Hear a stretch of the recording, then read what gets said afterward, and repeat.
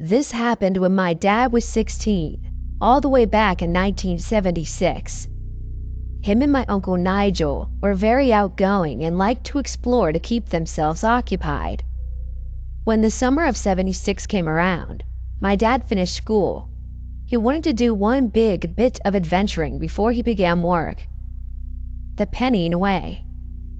For those who do not know, the Pennine Way is a 270-mile walkway in Britain that, depending on which way you walk, starts in just south of Scotland and basically cuts through the middle of England and finishes in the Midlands. It usually takes around a 3 to 4 week walk. With a long summer to fill, my dad and 15-year-old Uncle Nigel and my dad's friend Russ were dropped off in Scotland by my great-grandfather to begin their hike. The first week went swimmingly. They met some nice locals who even cooked them food and gave them room to sleep in, and generally enjoyed this whole new level of freedom entrusted upon them. They mainly camped in clear areas, but one day, they decided to cover an extra 5 miles in order to reach a village as they needed to buy some more food and get spare tents. They stumbled into a village around 6 p.m. and saw the local pub was opening. After relaxing in the pub with some drinks, my dad tells me that the owner probably knew they were underage, but wanted all the business they could get. The owner offered to let the guys camp out in the back field of their pub. The landlady's wife said the owner seemed oddly hesitant at first, looking a bit concerned and having a bit of a word with her husband in private. However, Yorkshire hospitality seemed to override any doubt she had after a night of heavy drinking with the locals. They resided to their tent. My dad says they were using an oil lantern hooked to a center of the tent as a light source, and when they turned it off, they left it hanging, which is important, not only for what happened next, but also what happened the next day. My dad woke up and turned off the oil light while debating to get up and having a piss in the field, seeing as the owners had been nice in letting them camp out there, when he heard a door creak open from the creak shut. There were no footsteps, so my dad had to put it down to an old shed or something. After a few seconds, however, the sound of feet landing on grass became progressively audible until they stopped right outside the tent. My dad thought it was the owner checking in on us, and he went to unzip the tent. The owner fully unzipped it. My dad said the weird thing about this was that he didn't have a shirt on, just some slippers and night trousers. After my dad asked what was doing, he stuttered out some excuse about hearing a growl and went to check if the boys were okay and safe. There was no growl, as the only sound in the last 5 minutes was the door, the footsteps, and the unzipping of the tent. The guy weirdly emphasized the need for a good sleep before hiking and intrusively tapped on the oil light, asking for it to be turned off. He walked off, letting off a frustrated sigh and nearing the house and closed the door behind him. Morning comes and the owner's wife makes the boys some breakfast while they pack up their stuff. The owner takes down the tent for them and takes off somewhere in his 4x4 without coming back to the house. They thank the woman and tell her husband thank you as well. She says that when she figures out when he comes back, that he will tell her. They come to their designated camping spot, just next to a small stream, around an hour and a half early, and decide to have a longer rest after walking around 130 to 140 miles over the past 8 to 9 days. They pull out the tent and find lots of small holes, all about a pen's width and wide. What's weird about this is my dad described the size of it as holding a pen while telling me this. Everyone looks confused, and my dad rationalizes this by the man telling him about an animal last night. It must have come back and nibbled on the tent, as that explains it, sure. Russ suggests they walk back to a different village around 2 miles back and try to get another tent. They leave the now useless tent as a marker for their site and walk back to the village. With their luck, a shop clearly targeting walkers is open. Unfortunately, they didn't have any tents, but they decide to buy tape and cover the holes for tonight and hope to find a new tent somewhere soon. When walking back, the sun had begun to set and it was quite dark. Moonlight mainly guiding them back down the path. When they returned to their site, they couldn't believe it. Their tent was set up for them, but it was on fire, completely engulfed in flames. They threw the water in their bottles over the tent and used the stream water to fill them and eventually douse the fire. When they looked inside the tent, their oil lamp glass had been smashed and someone had followed them, set up their tent, and waited for them to return before smashing the oil lamp and, in turn, lighting up the tent in flames. My dad told me that there really isn't an explanation except for the pub owner. He was stopping doing whatever he was planning on doing with my dad being awake and decided to take some fucked up form of revenge by sending a message. At first, I totally didn't believe my dad and thought he was trying to scare me. But upon referencing the burning tent incident in a phone to my Uncle Nigel, he instantly started rambling about how weird it was. My Uncle Nigel does not lie.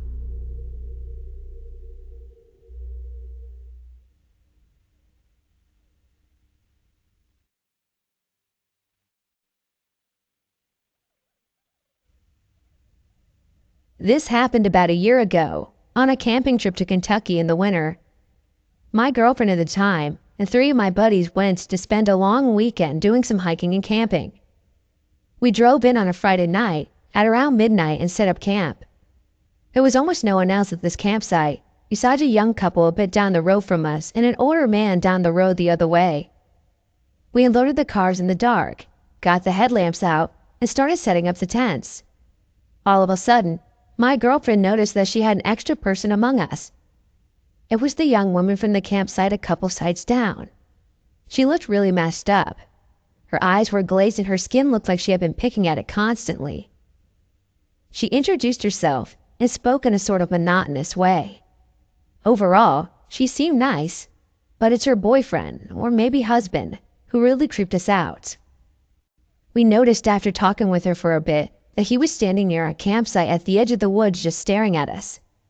Eventually, he went back to the campsite, but then got his car and pulled right up to us with his high beams on. As you can imagine, getting blasted by high beams at midnight in the middle of fucking nowhere really impairs your ability to see. His girlfriend said that she had to go and got in the car with him. At this point, we were all weirded out but not freaked out. It was later in the night when things got scary. I was in my tent with my girlfriend when I started to hear a domestic argument from the couple down the road. It soon escalated to full screaming. Then I heard the sound of glass break. At this point, my girlfriend and I are sitting up and deciding if we should do something. I hear someone getting into the car. The car then peels out of the campsite and races down the dirt road past our campsite, kicking up dirt and gravel against the side of our tent. The guy had apparently left his girlfriend in the campsite because we could hear her sobbing. My girlfriend and I start getting dressed so we can check out the situation. But the car comes peeling back up the road and parks back at the campsite. Loud, panicked shouting ensues and we hear 2 clops that sound exactly like gunshots. I remember the feeling of blood draining from my face. My girlfriend and I are basically frozen in our tent, listening. Finally, to our great relief, we hear them both start arguing again. The argument settles down by about 4 in the morning and we all fall asleep. When we woke up, they were gone. I asked my buddies if they heard what happened and they said it kept them up as well. We made breakfast and started packing up when the older man from the trailer walked over and started chatting with us. He seemed surprised that my girlfriend was with me. He said something along the lines of, "You shouldn't have brought her. It's not safe for women here." Needless to say, we were officially creeped out and we found a new area of the state park to stay. We found a lovely lakeside campsite the next night and enjoyed the rest of the trip, but we were certainly jarred by the encounters.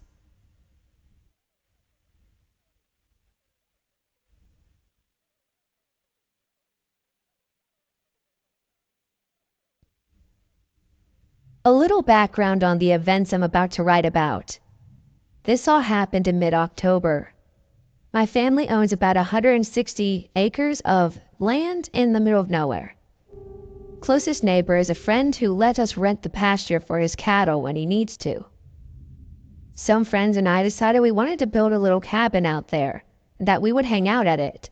So, one weekend, one of my friends and I loaded up a tractor we were renting from his dad and headed up out there. It was just me and him that weekend, as everyone else was busy. We got there a little late, since it took a while to get everything loaded and packed for the weekend. He sat about setting up the tent and I made our fire. As I did so, I made an odd discovery. There was a phone book from a few towns over, still in its plastic sleeve, right next to our fire pit. I picked it up and showed my friend. We both enjoyed scaring ourselves. I made the comment that we aren't alone out here. We both laughed at it. Later that night, we were setting up around the campfire, talking and BSing. There was a big bright moon that night, and a bit of breeze which made the whatever leaves were left rustle. It was a little creepy, but we enjoyed the atmosphere. We noticed, however, someone crossing through the middle of the field, their body just visible from the moonlight. At first, it was a little odd. My friend and I discussed for a few seconds if we should confront him, but I made the suggestion that he was probably just taking a shortcut across the field. Although I didn't really like it, it wasn't a huge deal. If we caught him doing it again, then we would confront him, we decided. The rest of the night passed pretty uneventfully. We eventually got in our tent and laid down. We were probably 20 or so feet in the fire pit, which was by that point burning quite low. We talked for a few minutes, and then we go silent, trying to fall asleep. As we're laying there, we hear something. It sounded like quiet footsteps walking around the fire pit. We both look at each other, silent. Then we hear a piece of wood getting thrown into the fire, and it flamed up quite a bit. I grabbed the shotgun I always kept in the tent and quickly racked it. We then heard someone run away, but by the time we got out, they were too far. The rest of the weekend was pretty quiet, and the events of the first night seemed kind of dreamy to us. We just cleared the area for the cabin and cut the stacked trees and cut them for the firewood. Next weekend, we get out there. My uncle was out there as well. We went to check his game cams. This is where it got much more worrying for us. My uncle told us he was pissed because someone had stolen the batteries and SD cards out of the cameras. We told him about what happened the weekend before, and then parted ways. When we got out there, we noticed that quite a bit of our wood had been cut and stacked, but it was already gone. And we were the last people to camp out there, which means someone had come out of there and taken ourselves. When we went and checked the tractor, which we had left down there, we found it broken into, and the chainsaw which we had left had been stolen. To make a long story short, nothing else so far has happened. I was hesitant for a few weeks to continue at the cabin, since we weren't there all the time. I was worried if it would be an incentive for whoever was there to stay. I'm not sure if it was transient or local or who. If for some reason anything else happened, I'll definitely update.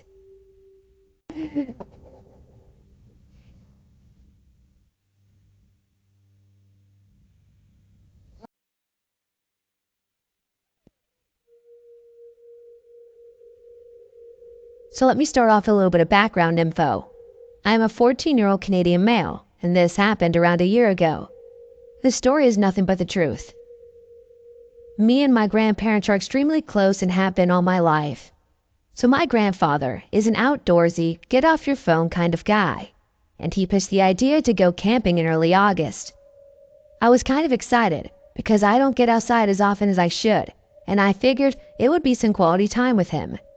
That being said, we weren't going true camping. He wanted to go into the woods, but I told him about a nearby campground that we could go to instead. He was still thrilled, so we embarked on our weekend journey. Let me paint you a picture. Our campsite was a dead end, aside from the one next to ours. It was right near the lake.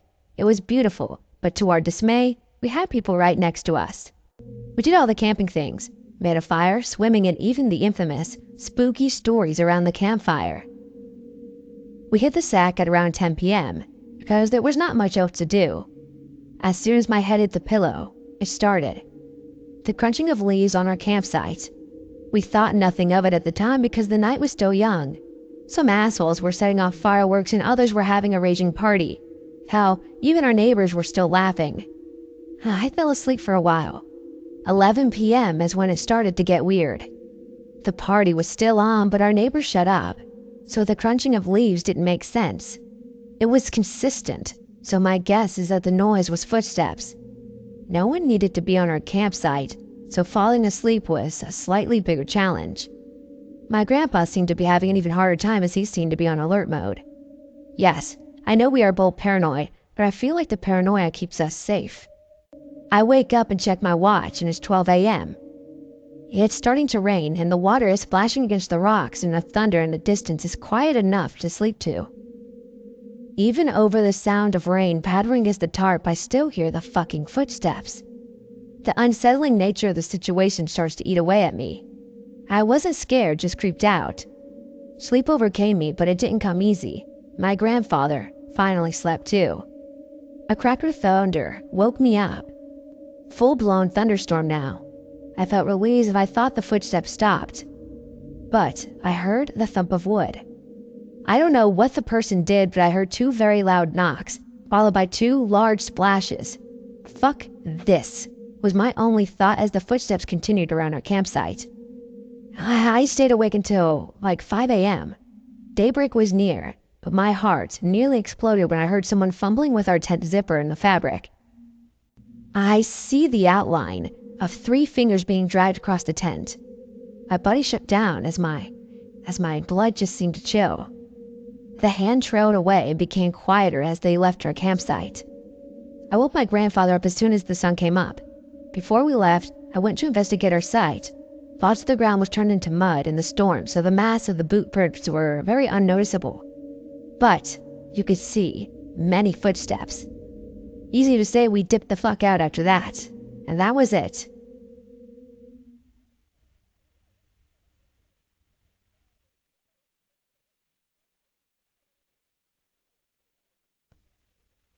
A couple of years ago, my brother bought a large piece of land out in the middle of nowhere, about 30 miles or so from cell reception.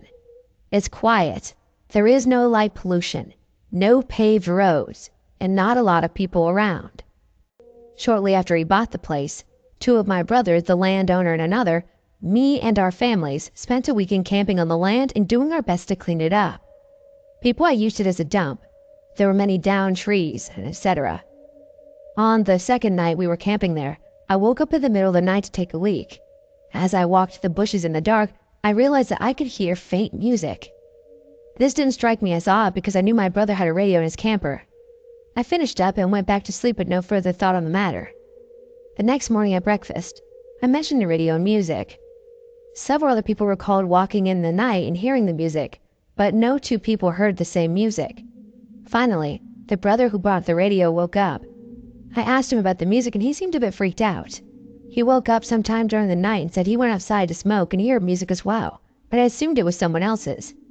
I should mention that he was the only one with a generator and a radio. It wasn't this radio that we heard, and it wasn't anyone else's either.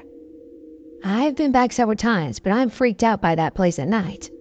I have fun while I'm there, but I'm always aimed and armed, and I don't sleep in a tent anymore. I sleep in my SUV with the doors locked. It may seem kind of dumb, but realizing that everyone heard different music when there are no people, no functional radios, and no electricity is quite creepy. I worked in Alaska for a bit as a member of the Park Services. One day, we had gotten a call about some illegal dumping on one of the local trails. So myself and another employee went out to investigate. We were fairly deep into the trails. Not too many people around except for a few joggers. When we came around a turn in the path, as we were walking, my partner looked into the woods and said, "What the fuck? There's a guy there." About 20 yards away, there was a white guy with longish hair crouched behind a bush, just kind of staring at us. The man noticed that we had noticed him, and he immediately stood up and stretched out his arms in the air, like he was just enjoying the day. He actually approached us, and it turns out that the man I was with actually knew the man in the woods. He was a local builder or owned a construction company. In fact, he had built a deck for my friend the year prior. After they said their hellos, he mentioned that he just stepped off the path for a moment to take a leak. It was kind of strange, though, because we had seen him. That definitely wasn't what he was doing. But he wasn't that suspicious, and my friend knew him. So, after making sure he wasn't illegally dumping anything, we started walking back, and he walked with us for a while. A few years later, I heard that the man we had seen had been arrested. Apparently, where there had been some sort of altercation with a girl at a coffee shop, or so I had initially been told, and he shot her in a robbery and was under arrest for murder. The truth was even more bizarre. The man, Israel Keyes, was a serial killer who had actually abducted, tortured, and murdered the girl. After being arrested, it turns out that he had been traveling around the country, murdering random people for years. He would bury murder kits and come back, sometimes years later, to dig them up. They would include guns, cash, etc., whatever he needed. I went back later to where we had come across Israel in the woods to see if there was any such a kit buried there, but I didn't find anything. Others suggested that he might have been waiting to surprise a victim on the trail, but that didn't seem to be his general MO, as was my understanding anyway. Our encounter is something I've totally been able to explain, and since he's killed himself before trial, I likely never will have all the answers though.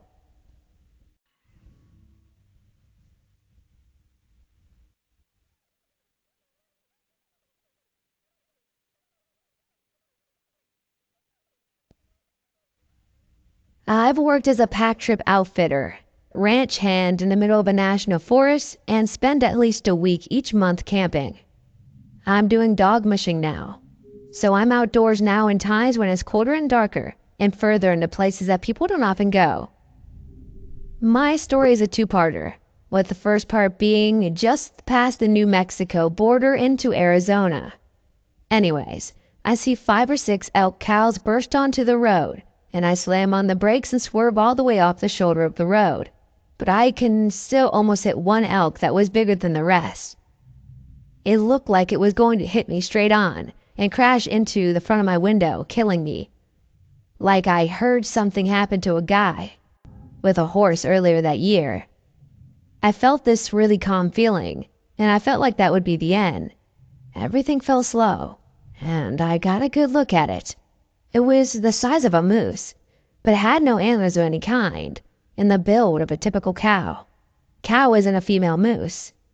The other animals were typical elk cows, but this one was larger and covered from head to toe in what looked like to be large gray wool, like an Angora goat that needed shaving so bad that it starts to almost look like dreadlocks. Luckily, I get past it and see its head go over the roof of my shitty Ford Taurus. This is the moment I remember best, because for just an instant, before its head went over the roof, I felt like it could see me, and it knew that I was looking at it, even though its eyes were covered in thick gray wool. And it hit the back of my car. My bumper had a new dent, but by the time I got out of the car and to see if it was good, it went into the brush. My friends think it was some kind of Sasquatch, even though it was certainly a small-footed quadruped, and called it a Bigfoot horse. My wife says it was probably the spirit of death, and that I died there, but I continue living on what my mind wants to happen. The second part is that I was a few miles off the ridge that overlooks Strawberry in Utah, and I got this old aspen grove with this really thick aspen on both sides. I mention this because with a string of 12 dogs behind an ATV, there wasn't enough snow for sleds. There really was nowhere to go but forward. You couldn't guide the dogs through trees like that, so it was always forward till we got to the end, and then we would loop, and that would bring us back on the trail to take us back to base camp. Which was an exciting thought because I'm using just a headlamp and it was late and cold. And then I saw it again, running on my left side, in the same direction as us but also towards us. I wish I would have grabbed a camera, but imagine the franticness of watching my dogs to make sure they didn't chase towards it or head off the wrong way. In dog mushing, you can never take your eyes off the leaders too long or something can go wrong. And to stop the team, it would make their sure to go toward it and caught in the trees. So really the best thing to do was to go faster. Keep the dogs busy so they don't chase it. So I'm just looking at it. At the pack leader, ahead of the team. A fallen tree or cattle guard taken too fast can injure a dog just like a moose. At the creature, then reaching around in my emergency bag, back at the leaders and pull out my just-in-case gun. I click off the first 2 chambers. I keep empty. I have the gun pointed straight up in the air, and live ammo is ready to go. I really didn't want to shoot it, or even frighten the dogs with the gunshot, but it keeps getting close, so I fired a shot a few feet above it, and I hear it hit some branches. Then I look back at the dogs to see if they were continuing to be good. They were stuck in a thick growth of trees. I kept looking around, but that was the last I saw of it. Although the rest of the ride, I was jumping at shadows. Pretty crazy, but the craziest thing as that tiny moment though is, oh shit, it's Death again. But this time he's going to take me for real.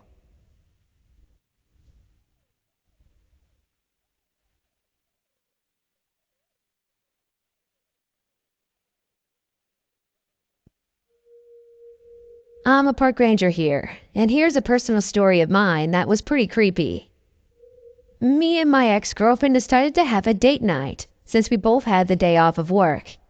So we did the usual dinner and a movie thing, and afterwards we decided we would go for a midnight drive. So we drive about an hour and a half out of town going nowhere particular. We just knew that we were going to get it on under the stars. After scoping out a random dirt road, I took my truck down it and parked in an open off to the side next to the forest. The entire area was surrounded by forests. After about 10 minutes of kissing, we decided to get down to business. So we get in the back seat and start tearing each other's clothes off. After about 5 minutes, headlights. Headlights are heading towards where we are, but not directly at us. So we're both rushing in an attempt to get our clothes back on, thinking for some reason it might be the cops, which makes absolutely no sense now. My pants are nowhere to be found and either is her shirt. Now, keep in mind, the closest house to the road we were on is probably 30 minutes away. We kept fumbling looking for our clothing and eventually found it and struggled to get them back on. The truck keeps getting closer and closer, but like I said, not directly at us, until we finally realize it's not somebody coming to yell at us off their property or the cops. In fact, they can't even tell where we are because my truck is black and I'm parked almost in the thickest part of the forest area. Finally, an old beat-up F-150 parks his truck about 50 feet from us, leaves his truck running and gets out. He walks out to his truck bed, grabs his shovel, and starts digging into the ground. He did this for a good 30 to 40 minutes while we just sat there in silence, afraid to move or speak on the off chance he hears us. He stops digging and lifts something out of the ground. It's a decent-sized object, but it was too dark to see exactly what it was. He picks it up, places it in the truck of his bed, and goes back for the shovel, and places it in the trunk bed as well, and drives off into the night. Me and my girlfriend decide that it's best to wait another 20 minutes before we start the truck. To this day, I have no idea what that could have been, but I really hope at the worst it was drugs.